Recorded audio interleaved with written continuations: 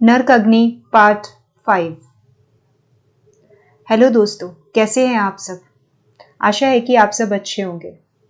अगर आपको ये कहानी पसंद आ रही है तो मेरे चैनल को सब्सक्राइब करना और वीडियो को लाइक करना ना भूलें। साथ ही साथ उसे शेयर भी कर दें।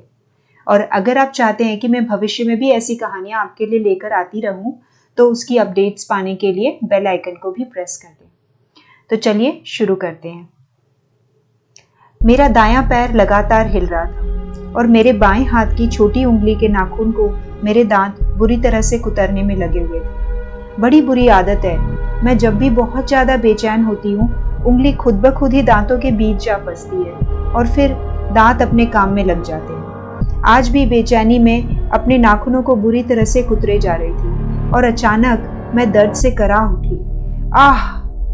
मैंने नाखून के साथ उसके ठीक किनारे वाली त्वचा को भी दांतों से नोच लिया था और अब मेरी उंगली से खून की पतली सी धार बहने लगी थी।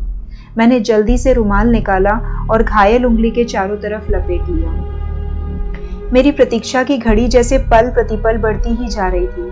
मैं अपनी जगह से उठकर वहीं चहलकदमी सी करने लगी। अचानक मेरी नजर सामने की ओर स्थित प्रवेश द्वार पर पड़ी और अगले ही पल मेरी बढ़ी हुई धड़कन जैसे अब रुकी तब रुकी वाली हालत में पहुंच गई थी। वो अब ठीक मेरे सामने से होकर गुजर रही थी। मैंने अपना चेहरा नीचे झुका लिया पर उनकी जलती नजरों की कड़वाहट को मैं साफ महसूस कर पा रही थी।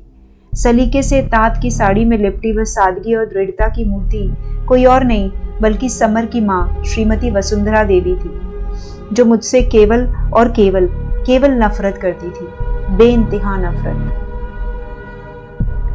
करीब 1 से 1.5 घंटे पहले एक बेहद ही हृदय विदारक चीख से अस्पताल का दूसरा माला गूंज उठा था। भोर का वह समय जब ज्यादातर मरीज सो रहे थे और अस्पताल के कर्मचारी भी थोड़े आराम के मूड में थे, अचानक ही उनके बीच अफरा तफरी सी मच गई थी।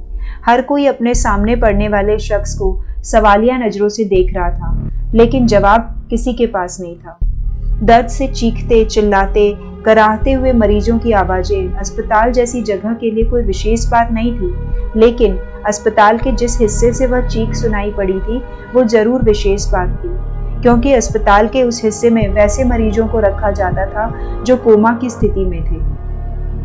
हड़बड़ाए से भागते हुए डॉक्टरों और नर्सों ने जैसे ही दूसरे माले के उस स्पेशल वार्ड में कदम रखा, उनको अचरज का एक झटका सा लगा। वो सब पल भर को जड़ से रह गए। वह मरीज एक नवयुवक था जो बुरी तरह से चीख चिल्ला रहा था। वह ऐसे तड़प रहा था जैसे गर्म रेत पर पड़ी मछली तड़पती होगी। लगभग कंकाल से दिखते उस युवक के चेहरे पर अजीब सी वेदना के बादल छाए हुए थे। वह अपनी पूरी ताकत लगाकर अपने बालों को मुट्ठियों में भींचकर खींच रहा था। फर्श पर यहाँ वहां उसके टूटे हुए बाल बिखरे पड़े थे। उसकी ऐसी हालत देखकर एक पल को डॉक्टर्स भी जड़ से रह गए और अगले ही पल जैसे ही उनके होश संभले, सबके सब मरीज की तरफ दौड़ पड़े। उसे संभालने में सबके पसीने छूट गए थे और फाइनली जब डॉक्टर ने उसे नींद का इंजेक्शन लगाया तो युवक बेहोश होकर एक तरफ लुढ़क गया। सबने चैन की सांस ली। उस वक्त वहां मौजूद हर शख्स इतनी बुरी तरह से हाँफ रहा था जैसे मीलों दौड़कर आया हो। युवक के सोते ही उन्होंने एक दूसरे की तरफ देखा। आंखों में खुशी और अचरज का सागर ठाठे मार रहा था। एक पल तक वैसी ही स्थिति बनी रही और अगले ही पल माहौल पूरी तरह से बदल चुका था। सब ऐसे खुश थे जैसे किसी बेऔलाद दंपत्ति के घर में सालों बाद किसी बच्चे का जन्म हुआ हो। हाँ, सच भी यही था। एक नया जन्म ही तो हुआ था उस युवक का, जिसके जीने की उम्मीद हर किसी ने छोड़ दी थी। और आज से ठीक 3 दिन बाद उसका लाइफ सपोर्ट सिस्टम भी हटा लिया जाना तय था। पूरे 3 साल से वह युवक जिंदगी और मौत की रेखा के ठीक बीचों बीच पड़ा था। ऐसे में युवक का यूं उठ जाना किसी चमत्कार से तो किसी भी तरह कम नहीं था। इस पेशे में ऐसे ऐसे चमत्कार होते देखे हैं कि क्या कहें। जहां इंसान की सारी सीमाएं खत्म हो जाती है, वहीं ईश्वर अपने चमत्कार दिखाकर सबको हतप्रभ कर देता है। समझ नहीं आता कि क्या कहूँ।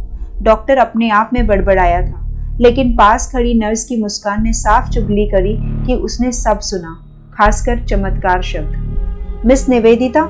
Yes doctor. मरीज के घर वालों को खबर कीजिए, आखिर उन्हें भी पता चलना चाहिए कि उनकी रात दिन की प्रार्थना को अंततः ईश्वर ने स्वीकार कर ही लिया है। यस डॉक्टर, मैं अभी इन्फॉर्म करती हूँ उनको। नर्स ने कांपते हुए होठों से कहा और उस मरीज की तरफ एक आश्चर्य भरी दृष्टि डाल दी। वह कमरे से बाहर निकलते निकलते एक पल को थम गई। डॉक्टर, यस निवेदिता, ये थोड़ा अजीब है ना कि हाँ, जानता हूं कि आप भी, इवन हर किसी का दिमाग वहीं अटका पड़ा है। डॉक्टर ने गहरी सांस ली।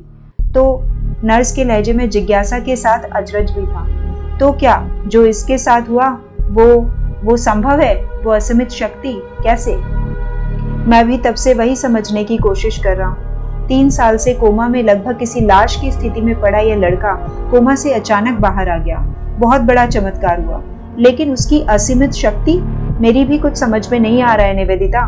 कोमा से बाहर आना अलग बात थी, लेकिन उसके बाद तो महीनों लग जाते हैं उसे अपने पैरों में खड़े होने में या फिर एक नॉर्मल लाइफ वापस पाने में। और ये लड़का, ये तो कुछ समझ नहीं आ रहा है, इसके अलावा कि शायद ये भी किसी तरह का कोई चमत्कार ही होगा शायद। डॉक्टर ने अपने कंधे उचकाए और बाहर की तरफ बढ़ गया।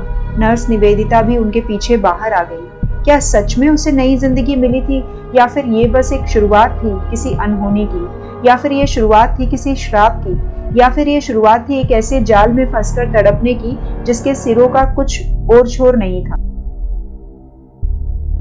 दोनों बहुत खुश थे, लेकिन उनकी खुशियों की आयु बहुत लंबी नहीं थी। पृथ्वी ने सुचित्रा के पिता कृष्णदेव की शर्त पूरी कर ली थी और केवल 5 वर्ष में उसने उनकी हवेली से भी बड़ी हवेली का निर्माण करवा लिया था। सुचित्रा अब उसकी हो चुकी थी। एक लगभग असंभव कार्य को उसने कैसे संभव किया था, ये एक रहस्य ही था जिसे उसने सुचित्रा से भी छुपा कर रखा था। सुचित्रा को दिखाई देने वाला वह भयानक स्वप्न अगले कुछ ही दिनों में सच साबित हो गया था, जब स्वयं से ही उसका गर्भपात हो गया। सच में उसका शिशु उससे छिन चुका था। फिर तो साल दर साल निकलते रहे और एक बच्चे की किलकारी सुनने को तरस गए हो। उनके प्यार की निशानी वो हवेली अब सुचित्रा को विशाल बंदी गृह सा लगने लगा था। उसकी दीवारें उसे काटने को दौड़ने लगी थी। वह बहुत उदास रहने लगी थी और उसकी उदासी ने पृथ्वी को भी उदास कर दिया। रात रात भर सुचित्रा बिस्तर पर लेटी करवटें बदलती रहती, लेकिन नींद नहीं आती उसे। स्वयं के अधूरेपन का एहसास उसे अंदर ही अंदर खोखला कर रहा था। दिन ब दिन उसके चेहरे का तेज कम होता जा रहा था। घंटों अपने कमरे में चुपचाप पड़ी रहने लगी थी वो। दीवारों पर लगे शिशुओं के चित्र को देख देख कर वह अंदर ही अंदर घुटती रहती थी बस। पृथ्वी को कुछ समझ नहीं आ रहा था कि सुचित्रा को कैसे प्रसन्न रखा जाए। उसकी निश्चल मासूम सी हंसी को सुनने को उसके कान तरस गए थे। उसने तो ऐसा कुछ स्वप्न में भी नहीं सोचा था कि सुचित्रा को उसके सिवा भी किसी और की कमी उदास कर सकती है। उसे तो अब के पहले तक यही लगता रहा था कि वो और सुचित्रा और ये ऐशो आराम, बस जिंदगी खुशी खुशी बिताने के लिए सब कुछ है उनके पास। एक पल को वो भूल ही बैठा था कि एक स्त्री जो माँ नहीं बन सकती है, वो स्त्री होकर भी स्त्री नहीं कही जाती है। बांझ जैसे कलुषित उपाधि से विभूषित किया जाता है उस स्त्री को। पृथ्वी भूल बैठा था कि स्त्री को संपूर्ण होने का एहसास उसके स्तनों में उतरा दूध और उसे आहार बनाने वाला एक शिशु ही करवाता है। जब तक पृथ्वी को इस बात का एहसास होता, तब तक तो बहुत देर हो चुकी थी। बात हाथ से निकल चुकी थी और अब इस बात का मर्म होते ही उसका अंतर्मन बुरी तरह से छलनी होने लगा था कि उसके प्यार, उसकी अपनी सुचित्रा के उस संपूर्ण स्त्री होने के गर्व को उसने स्वयं अपने ही हाथों से नोच नोच कर फेंक दिया था। पृथ्वी अपनी ही आत्मग्लानि की अग्नि में बुरी तरह झुलसने लगा था।